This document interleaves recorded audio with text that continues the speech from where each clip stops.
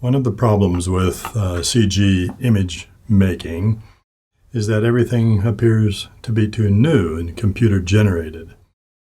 So one of the challenges of computer images is to make them appear to be worn or used, such as we see here. So this tutorial will be one of the ways that can be used in order to generate this type of look of worn or chipped paint on an object that will give it a used and well-worn appearance. So let's take a look at how we can do this. So for this, I'm going to use our ubiquitous cube, and we will apply materials to this object in order to make it look like it has been worn on the edges in particular. In order to do this, you need two materials. One material that will be the paint layer, and the other material that will serve as the base material of which the object is made. So let's generate our materials. So the first one is going to be the paint. I'll apply that to my object here. I'll use cubic mapping and give it a color. Let's give it some blue, a blue color. Go to the reflectance channel. We don't need to see reflection for this particular project, so we'll deselect that. We'll put a light into the scene. And then in order to be able to see the effects of what we're going to be doing here, you need to have interactive render open, so we'll activate that as well. So we'll just start with this. The second thing we need to do is to create a base material. So this is going to be, I'll just make this a wood material, and we'll apply it to the cube. Again, I'll make that cubic mapping. Go to the reflectance channel. Again, just deactivate reflectance, specularity. I'll make it kind of matte material. Then go to basic, and under basic we will activate luminance and alpha. And once we activate the luminance, as you can see, the luminance channel overrides everything else and just makes a bright white. So we're going to go to the luminance channel, under texture, open up the texture menu and choose layer, since we need more than one layer to make this work. Now click on the layer thumbnail and go to shader, effects, ambient occlusion. Click on your ambient occlusion button to get to the parameters. Click, first of all, invert direction. So what this does is cause the darkening that's caused by ambient occlusion to appear on the edges instead of the corners, as would be typical. So we've got ambient occlusion showing up here on the edges. Then we want to go to the color slot and invert this gradient. Now we can see that the darkest areas are in the centers of these polygons, and the lightest areas are on the edges. It's these light areas that will show the weathering or the worn edges. And then we can increase the size of those by moving the white slider to the right so that those areas become larger. Okay, now having done that, we'll return to our parameters page here, and we're going to add an image into this material. So click image. We're going to add a scratches grayscale map. When we do that, it will cover the entire cube with those scratches. Then take our ambient occlusion and drag it above those scratches. And now, of course, that hides the scratches. And now in order to see them again, we go to the ambient occlusion blending mode, open that up and click lever.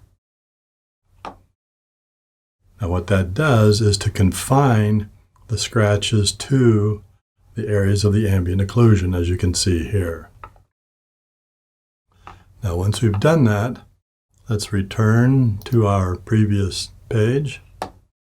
We'll go to Texture, right-click, copy those parameters, go to our alpha channel, go to its texture, right-click on texture, and paste the parameters. So we have exactly the same parameters in both the luminance and alpha.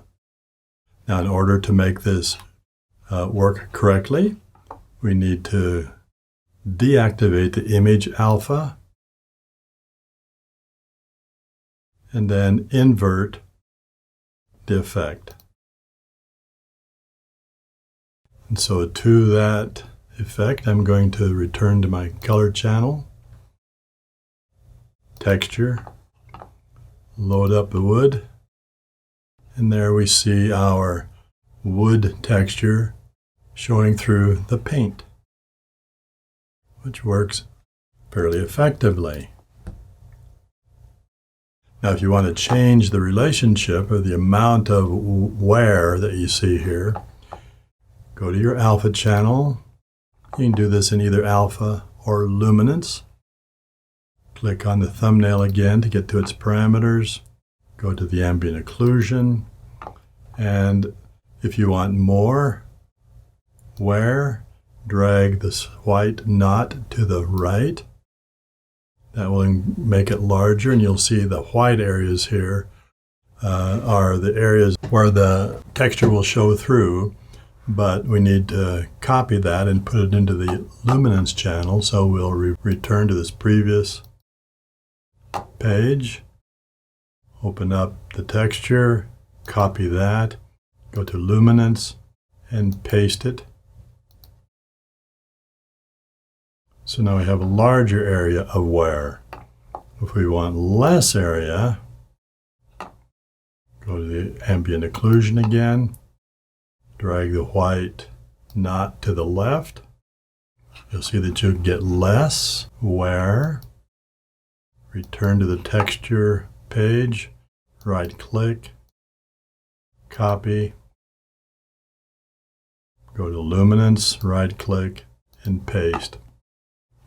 Now you need to have the same map pasted into both channels, luminance and alpha. So you could change it this way as well. Go to the luminance channel and change it here. Don't see much change there because we need to paste that into our alpha channel also. So return to the texture, copy, go to alpha, and paste. So that works pretty well. Now, for those that want a little bit more reality, you can add a subtle bump to the paint, because right now, as you zoom in here, you can see it's perfectly flat. And of course, real paint would have a certain depth to it. And so we can simulate that by going to the luminance channel or the alpha, either one, because they both have the same parameters in the texture layers. Copy that, go to Basic, add a bump.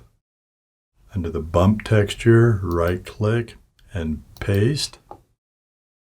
And you should see here just a subtle amount of projection. Highlight on this side, shadow on that side.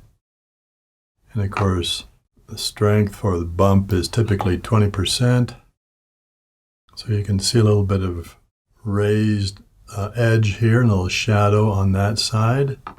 If we want to see it stronger, we can raise the strength even higher. You're not going to get a large, obvious kind of relationship here, but there's enough to make it believable. However, one of the consequences of this is that you might get a certain amount of artifacting down here in these distant areas further away from the light.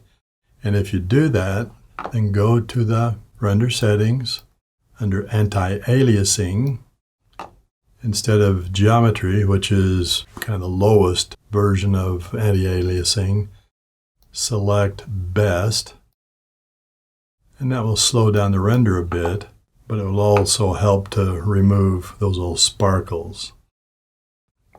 And something that is rather intriguing here is that you can take your ambient occlusion layer, the lever layer here, and reduce it and get some fairly dramatic kinds of bump erosion almost that appears on that surface. Not too realistic, but it's kind of an interesting effect, needless to say.